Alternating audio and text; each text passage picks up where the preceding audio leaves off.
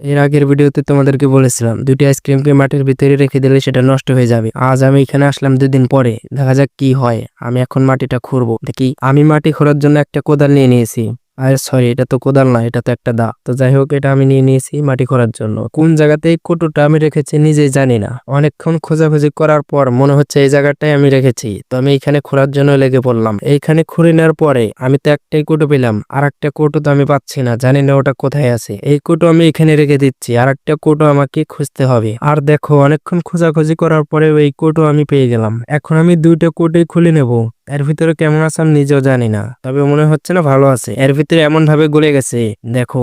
এখন আমি তোমাদেরকে এটা কেটে দেখাই এর ভিতরে কেমন আছে। আর দেখো, এরকম মনে হচ্ছে যে পানির উপর শ্যাওলা পড়ে আছে, সেটার মতোই দেখা যাচ্ছে। তোমরা কমেন্ট করে বলো এটা কেমন দেখা যাচ্ছে। পরের একটা কৌটো খুলে নেওয়ার পরে এর ভিতরে বাজে একটা গন্ধ বের হয়েছে, তার কারণে আমি এটা ফেলে দিলাম। জানি না ভিডিওটা কেমন হয়েছে। এই 2টা আইসক্রিমই বাজে ভাবে পচে গেছে। আর তোমরা যদি আমার ভিডিও দেখতে ভালোবাসো তাহলে কমেন্ট করো।